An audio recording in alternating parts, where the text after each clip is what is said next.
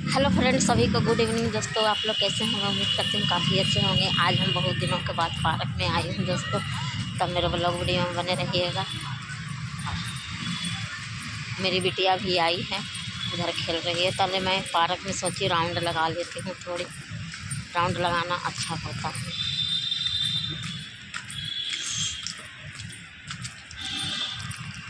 Park park देख लो, park के नज़ारा। ठंड में कोई नहीं मिली हो, गर्मी के दिन में पूरा पार्क भरो रहा थी बिल्कुल।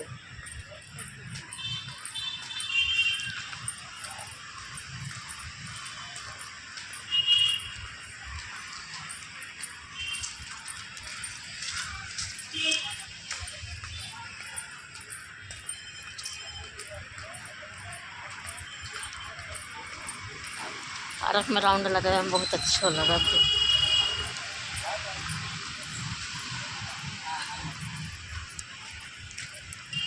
तो ठीक है फ्रेंड, बाय बाय।